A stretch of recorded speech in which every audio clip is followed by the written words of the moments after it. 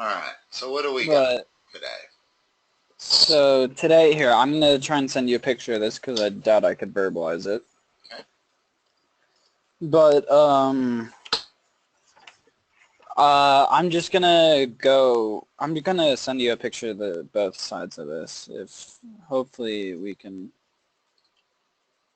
figure it out. Send it in 2 separate emails if you would. Yeah. Actually, wait, that was...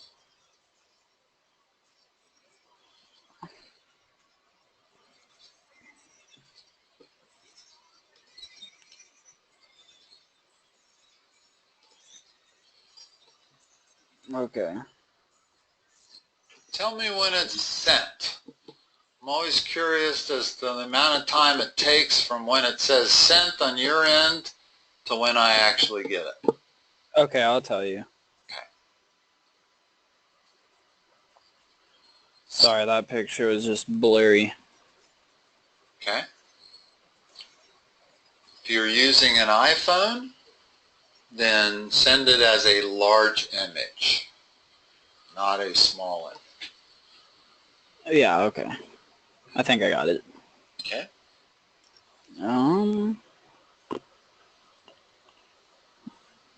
Yeah, sorry, I was also running a little bit late because I got out of school at 2:45 and I was basically running home really fast and I was pretty hungry too, so I made myself a snack. All right. Well, good. I'm glad I wasn't too inconvenient for you. I'm rarely 10 minutes late. In fact, I would say once a month I'm 10 minutes late. Usually I might be 2 or 3 minutes late because it takes me a while to get out of a session and into the next. But yeah. That's it. Usually if it's more than 3 minutes and I haven't sent you a meeting ID number, I'm lying along a highway somewhere. But I shouldn't say that because obviously today I was 10 minutes late. But yeah. And sorry, what's your email? Let me write it. It's David underscore. Oh, it's not under. 1949 at Gmail. It's actually different than the one that's on my digital math tutor. If you send it to the email on my digital math tutor, it gets forwarded to me and it takes longer to get to me. So this is the one I'm constantly monitoring. Okay. So that's the best one to use to send files to. They get to me the quickest. Let me find it.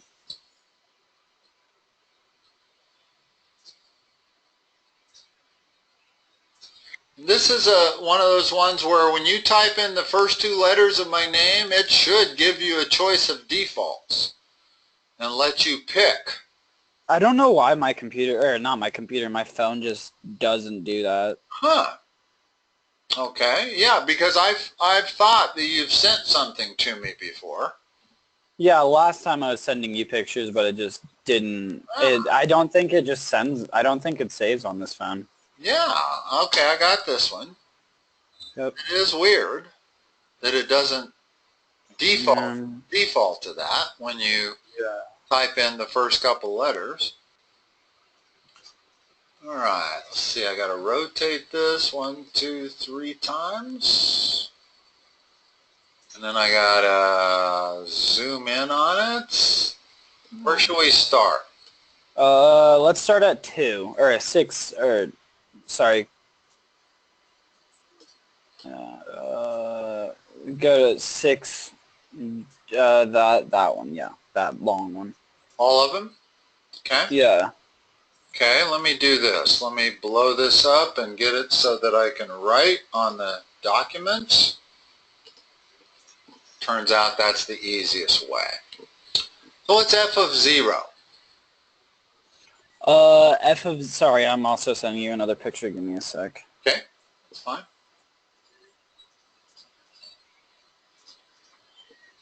Oh, shoot.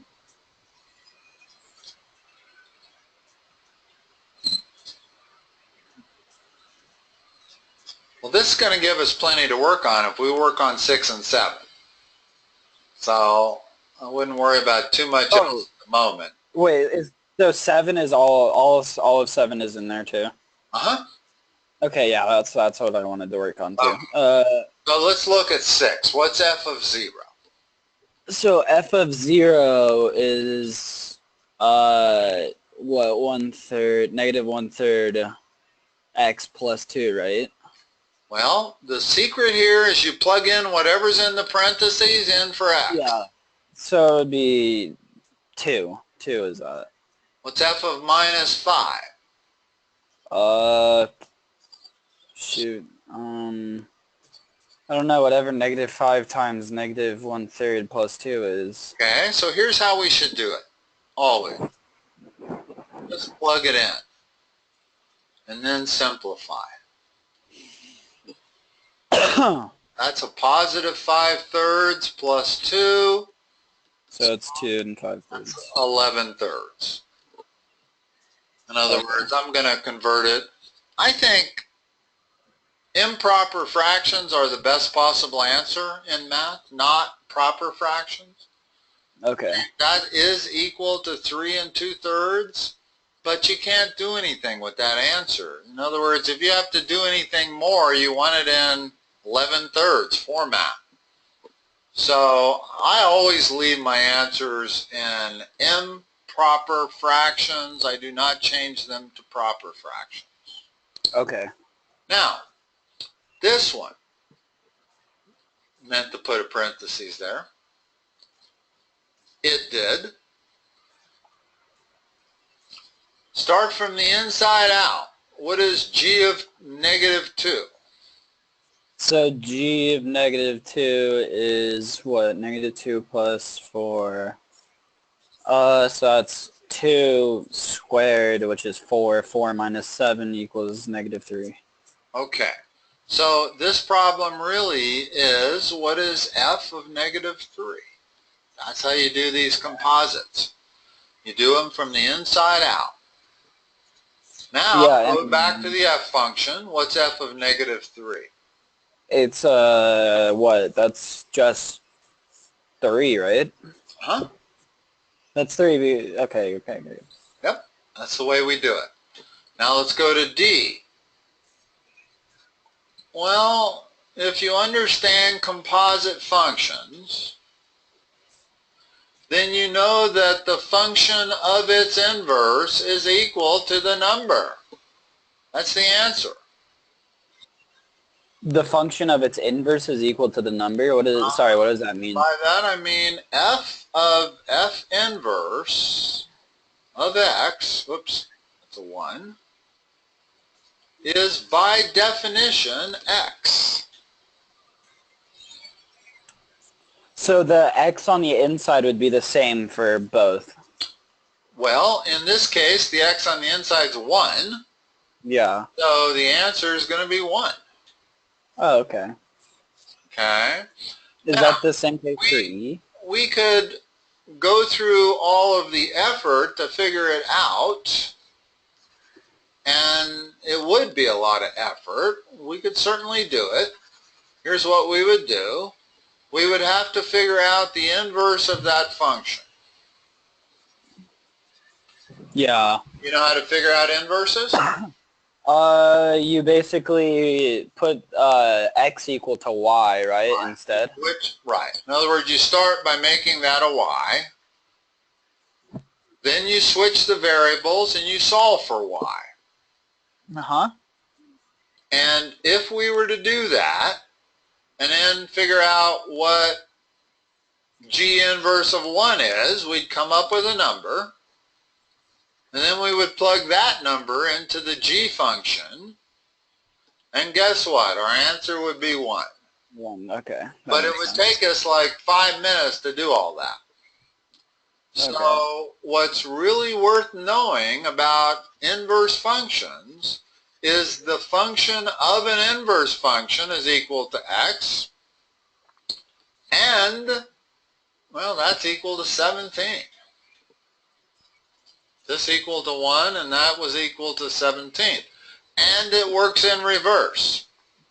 If they'd have said, what is the inverse of f of 17? That's also 17. So the answer to E is also 17 then. Yeah, here's the definition of inverse. F It's the opposite, or no, the opposite. f of the inverse of f is equal to x. And also the inverse of the function is equal to x. In other words, if you know a function and its inverse, then if you do this process, you'll get x. If you do not, then it's not the inverse function. That's how you prove that one function is the inverse of another, is by taking the function of the inverse or the inverse of the function, either one. And your answer has to be x. Okay. If x is a number like these two problems, then your answer is that number. That makes sense, okay. It's always x. In other words, had they told us what the inverse function was as a function of x, then our answer would be x. So based on that, what you're saying is for F, the answer would be 9 then. Like if you scroll over a little bit, I think it'll show F.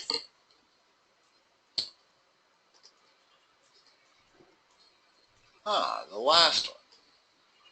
What's the answer to the F? 9 is based on that. Yeah, okay. Yes. And that's the opposite. In other words, D and E were a function of the inverse. Okay. This one is an inverse of the function. But nonetheless, it's still equal to whatever's in the inside parentheses. Oh, I think, okay. Doesn't matter whether it's the function of the inverse or the inverse of the, the last one is the inverse of the function. Yeah, exactly. They're all still equal to that number right there. Or if that were an x, in other words, they might have given you this problem. What is, hold on a second, just a second. What happened here? If they'd have said, what is g of inverse of g of x, that's equal to x by definition. Yeah. No matter what x is. In this case, x was 1. But in the next case, x is 17. And then in the next case, it's not. And also, g inverse of g of x is also equal to x. Both of those have to be true if a function is an inverse of the other function.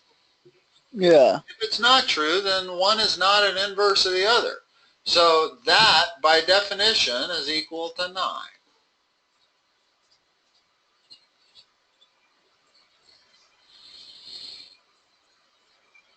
Okay. All right. Well, Let's look at 7. 7A. Here, hold on a second. Let me think if I scroll down. There we go. Well, I'm trying to get all 4 of them on the same page. Yeah. Well, I can't quite do it, but here, I'll do it. Well, it's not big enough. All right. Forget that. I'll just do the first 3. I'll do the first 2, take another picture of the first 3. Okay. That's the best way. Wait, take another picture of the, sorry, what, the first 3? No, we're going to do the first 2, A and B, and then I'll go back and take a picture of C and D. Okay. And then we'll do those. So what's the first step on A? The common factor, right? Or a common denominator, I mean, not factor. Not really, no.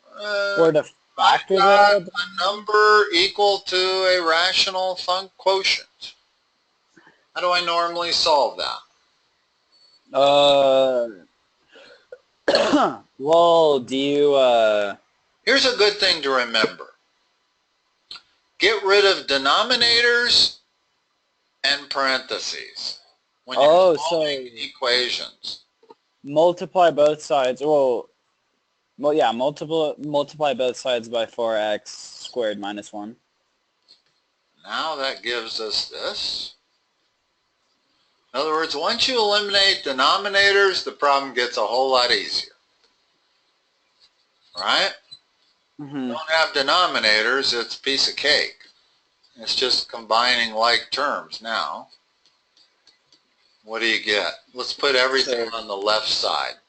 You get on the left side? The reason I say that is because the x squared term takes priority. I want to make sure that its coefficient is positive. Well, I was just going to put it all on the right side because I thought it would be easier, but it doesn't matter. If I do that, I'm going to have a negative 14x squared. Yeah. Hard to factor quadratics when you got a negative a. That's true. Okay, so that makes sense. Put everything on the left side. So I got a positive 14x squared. How many x? And then you have plus 7x. Yeah, and then minus 7 equals 0. And now I can factor out a 7. Mm-hmm.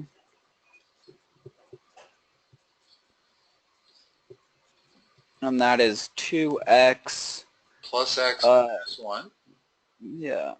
Now I can divide both sides by 7. So now here on the right, I've got 2x plus x minus 1 has to be equal to 0. Mm-hmm. Factor that. I'm betting it probably factors. I don't know if that, does that factor? Well, let's try it. It's 2x and x. Yeah. Signs have to be opposite, and the only factors of 1 are 1 and 1. So this got to be a plus there and a minus there. And does that produce the proper middle term? That's always the question. No, it doesn't. It actually does. The middle term comes from the inside product and the outside product. Add those two together, you get plus x. Oh, yep, okay. That makes sense. So when you're factoring these harder ones, anything that doesn't have a 1 as the coefficient, I consider a harder one. Yeah. So it's always a question of making sure you have the middle term correct. Yeah. So that gives us x equals 1/2 and x equals minus 1. And that would be the solution to that. Okay. Now, if we want, we can check at least one of them. Not sure that you always want to take the time to go through and check all your solutions. Wait, is -1 extraneous? Extraneous? Well, let's find out. I don't think so. It doesn't give us a 0 denominator. That's true. There are some values for x that are not allowed, and we need to notice that. In other words, the denominator cannot be 0. And 0 comes when x is 1/2. Because 1/2 squared is 1/4. 4 times 1/4 is 1. So that is not a solution. Yep. Now let's just check the other solution, minus 1. So that gives us 2 plus 7 plus 3 divided by 4 minus 1, which is 12 over 3, which is 4, which is what it's supposed to be. Yeah. So the minus solution works, and the half solution might have worked, except for the fact that it gave us a zero denominator. Anything that gives you a zero denominator, throw away. X can never be 1/2. Zero. Yeah. The denominator can never be 0, ever. Yeah. So whatever makes, in other words, the way I'm going to solve this, I should have started by setting that equal to 0, solving it, noticing it could never be that. In fact, I got it wrong. It's plus or minus 1/2. That's true. So the solution is x equals minus 1, and x cannot ever be equal to either of those. And wait, are there 3 solutions? That's part of the solution. In other words, the solution is not just x equal minus 1.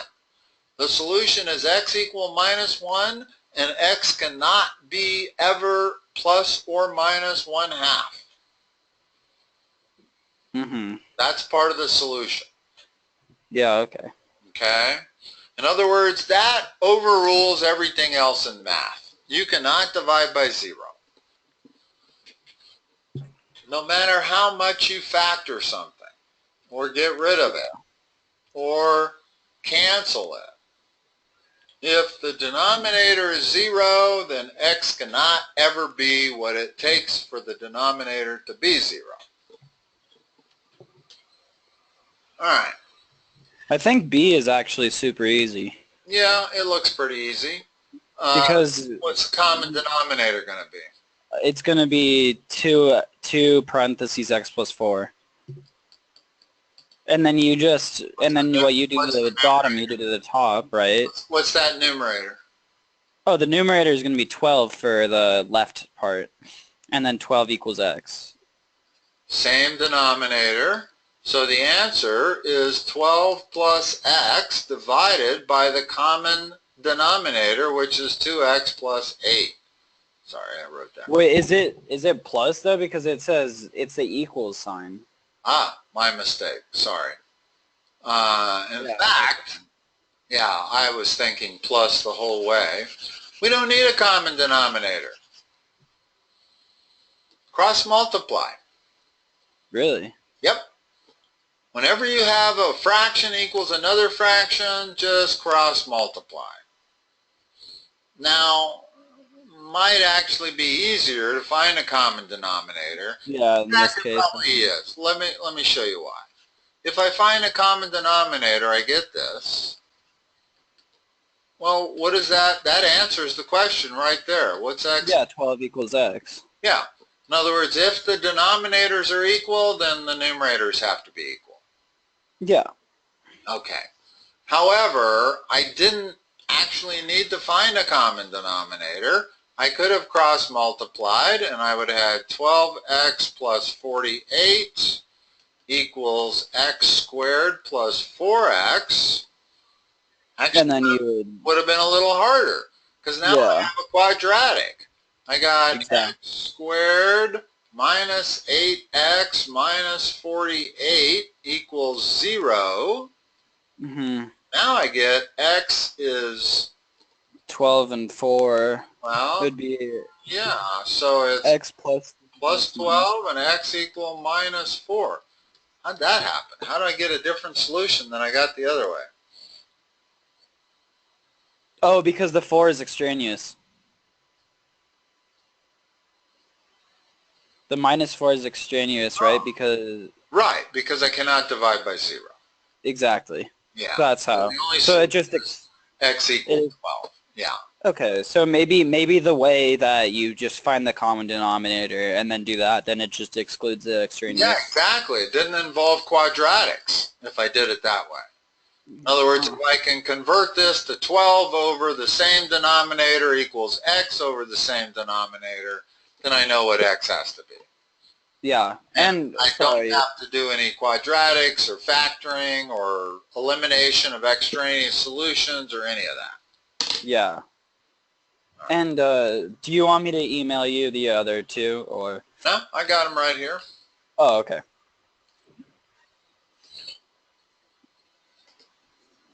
These are the two you meant, I assume? Yeah, those are the two. Okay. Now, if I look at number C, thinking again that I want to eliminate the denominators, is there anything I can multiply both sides of the equation by that will eliminate all three denominators in one step? Well, wait. Well, what do you mean by that? Do you want me to find the common denominator? Pretty much.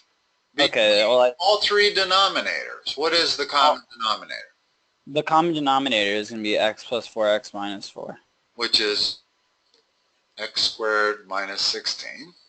Yeah. So I'm going to multiply that by x squared minus 16. I'm going to multiply this by x squared minus 16. And I'm going to multiply this by x squared minus 16. Should you do that, though? Would that make it harder instead of actually just finding out the part that they don't have and then multiplying it by that? I don't think so.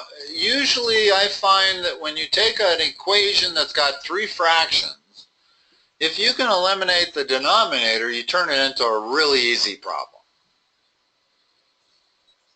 Okay. Notice what happens to this term. That becomes 6x squared. Wait.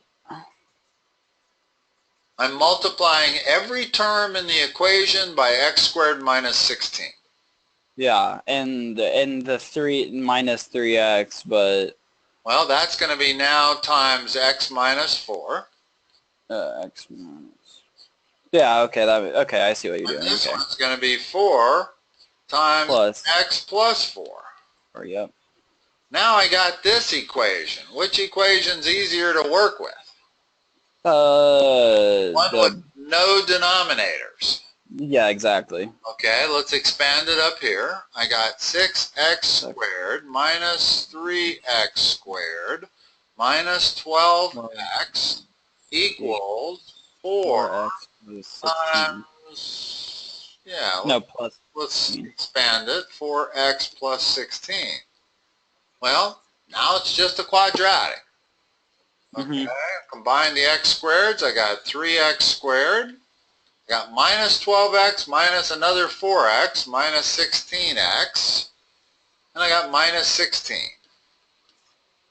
Now I got to solve that quadratic. Oh, okay, sorry. It took me a little bit. I didn't realize how fast you combine this. So what gets... Let's see, there was a 4 there, wasn't there?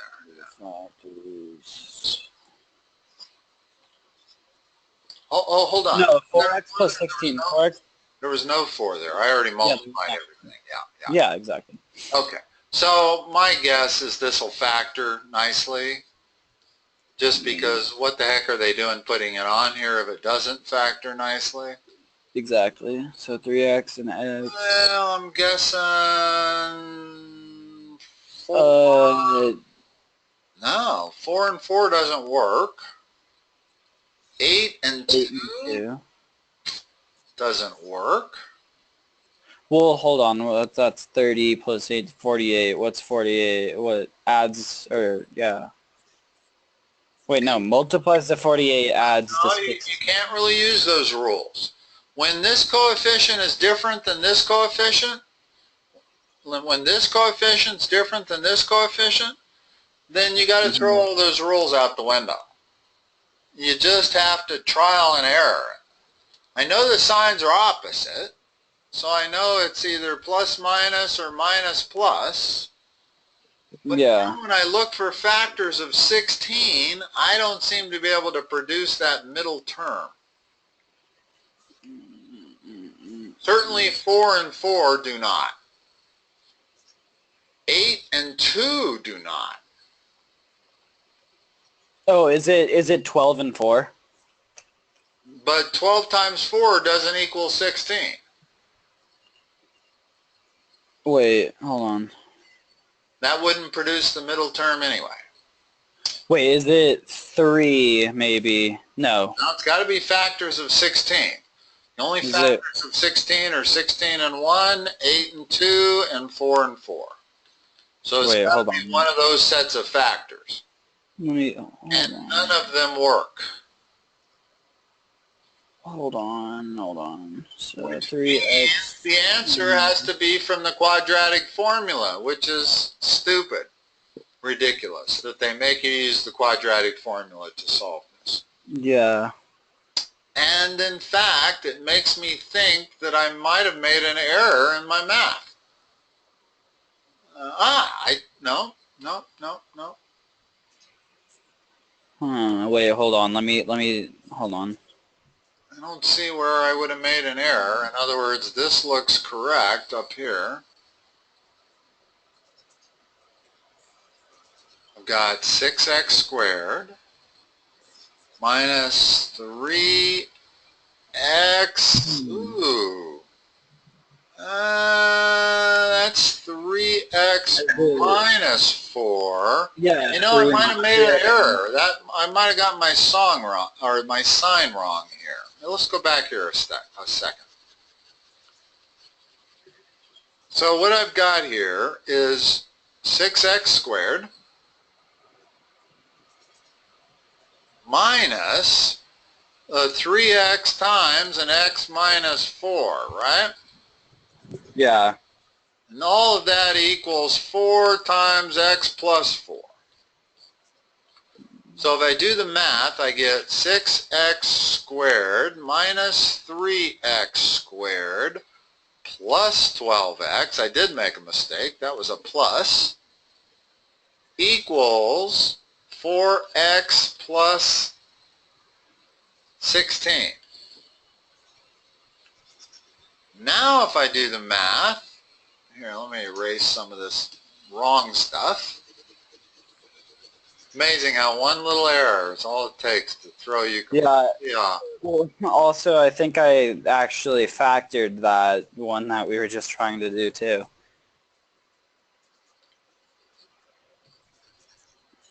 Okay, so that should be what we have. And now, that's 3x and x.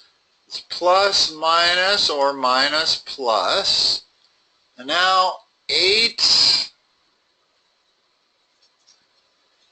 no, 4 works. Plus 4 minus 4. Produces a middle term of 8x. In other words, that gives you minus 4x. That gives you plus 12x. That gives you the proper middle term. Yeah, that's what I got. Okay.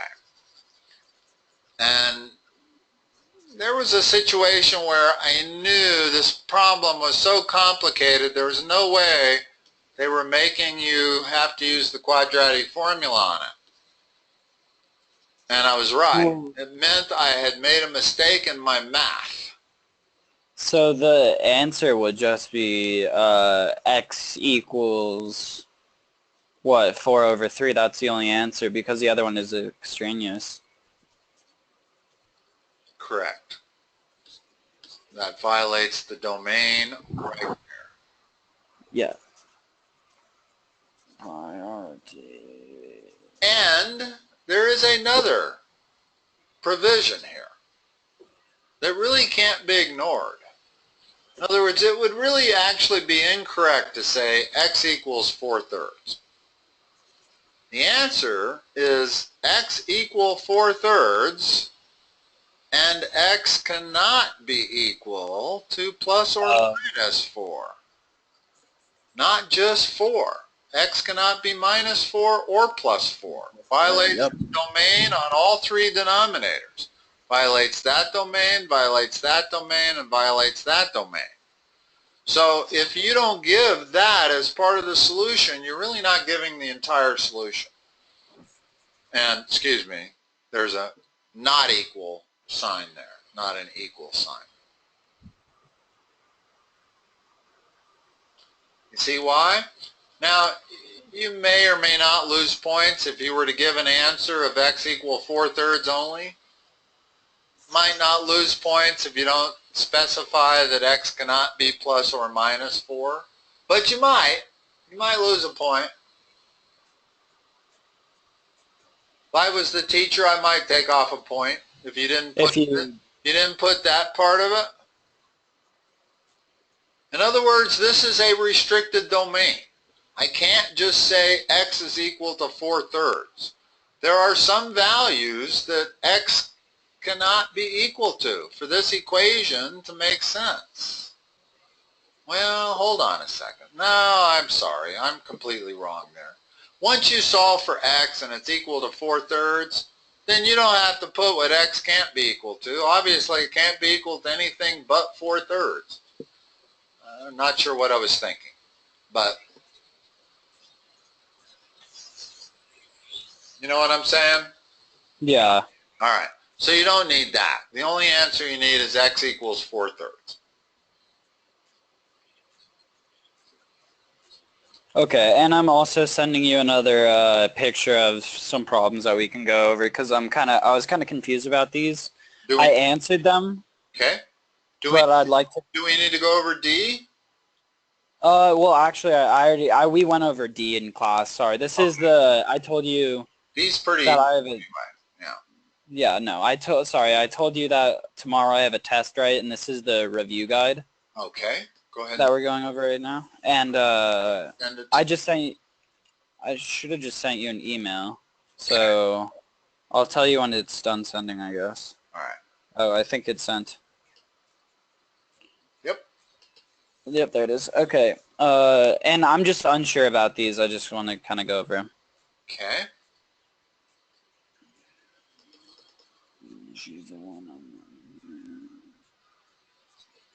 Because it's just to rewrite the following, right? Okay. Which one do you want to start with? The top two, number 2. Okay. X to the 3/2 means the square root of x cubed. That's what it means. Okay. In other words, the denominator is the root, the numerator is the power. And then that negative 1/2 would be on the outside then. That's on the outside, correct. Okay. Okay. And then And B, it is the cube root of 2x squared, but you need parentheses around that. And it matters. If you don't put parentheses, it's 2x squared. If you put parentheses, it's 4x squared. Okay. Now, what is the, well, no, you can't do much else. In other words, now it becomes the cube root of 4x squared, and you can't really simplify that any.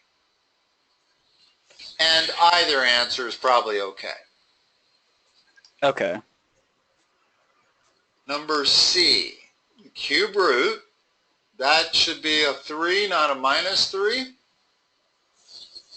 Oh, yeah, you're right.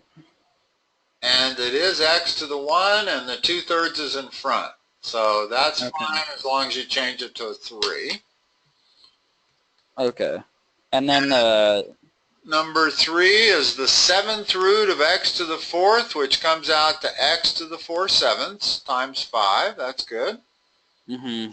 This is the 7th root of, it's not 5x to the 4th. There's no parentheses around that. It's, wait, for B, sorry? Uh-huh. So here's there's no parentheses around the 5. So the 5 is not being taken to the 4th power.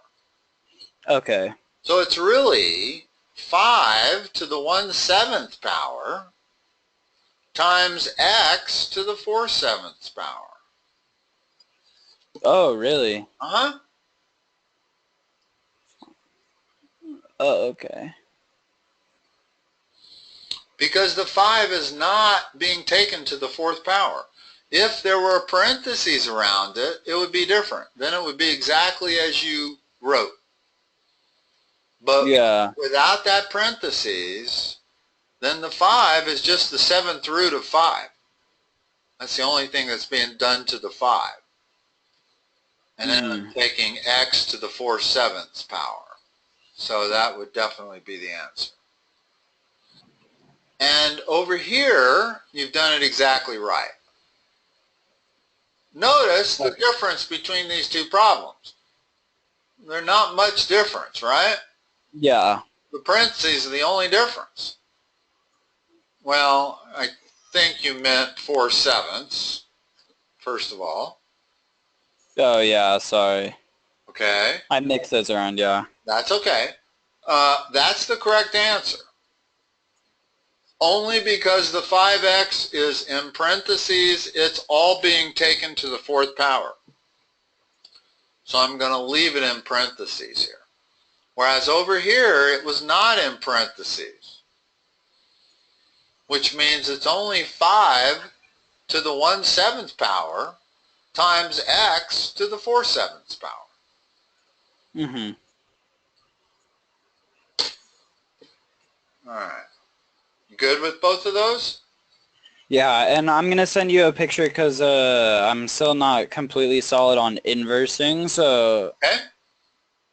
I did these already too during class, but I want to show them to you because I want to just make sure that I was doing it correct. We've only got like 6 minutes before I have another appointment, but I'll certainly...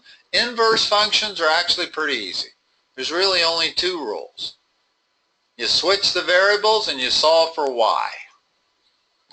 So, can you verbalize a problem? That might be the fastest way for us to go. Yeah, you're right. So find the inverse of the functions. Yeah. So it's f of x equals 2x over negative 3x plus 4. All right. When they give it to you in f of x notation, there's actually 3 steps. Mm-hmm. Substitute y for f of x, first step. Yeah. Second step, switch the variables. Third step, solve for y. And that will be your inverse. Yeah. Now this is not trivial to solve for y, so we'll go through it. So I've done the first 2 steps. Now how do I solve that equation for y? Well, what I did was I multiplied both sides by negative 3y plus 4. Good. I'm looking to get rid of denominators. Always looking to be getting rid of denominators. Yeah. So that gives you 3xy plus 4x on the left. Equals 2y. Right. Now, and then you have to get the y's on the same side, so you would probably so combine, add 3xy. put on one side every term that has y in it, put on the other side every term that doesn't have y in it. Mm-hmm. Now what? And then what you do is you divide both sides by... No. You have to do y parentheses. Yeah, you factor out a y. Yeah. And once you factor out a y, now I got y all by itself. And I can get rid of that coefficient pretty easily. Mm-hmm. And then you divide it from both sides, right? Correct. Whatever that coefficient is, I'm going to divide both sides by it. So I got minus 4x over minus 3x minus 2. And I cannot simplify that. And it's not quite correct to say that's y. What that is y inverse. In other words, we solved for the inverse of y. Yeah. And the way I did it was, first of all, I called f of x y. Then I switched the variables and I solved for y. Well, the final y I get is not the y I started with. So I can't really call it y. It's not the same y. It's the inverse. It's y inverse. Yeah, it's y negative 1. Yeah. Or f negative 1 of x. Same thing. That's f inverse. Mm-hmm. Didn't actually need to switch f of x to y. I could have done the whole problem by just switching the variables and solving for f of x. In other words, this would become f of x. This would become f of x. That would become f of x. In other words, you don't have to introduce a y. You just have to solve for f of x. You get the same solution, but it also would not be f of x. It would be f inverse of x. This answer. Now, can I simplify that answer at all? No. I don't think you can you? Make it a little prettier. In other words, I got 3 negative signs in there. So how about we divide top and bottom by -1? Yeah, okay. Because what I got on my answer sheet was I got 4x over 2 plus 3x. Or 3x plus 2, it doesn't matter. Yeah, it's always prettier if you don't have negative signs. And I got rid of 3 negative signs with 1 step. So, yeah, that's inverse y, or f inverse of x. Okay. Well, I don't want to make you late to your next appointment. Thank you. I appreciate that. I'm sorry I was late for yours. I'll try to make it up at a different time. No, it's fine. But, yeah, hopefully that's helped. Yeah, I feel actually relatively confident Good. in this one, so yeah, I think I feel confident that you're going to do good too. I think you got it. Okay. Well, thank you. You're welcome, Simon. I'll talk to you next time. Okay, see you. Bye-bye.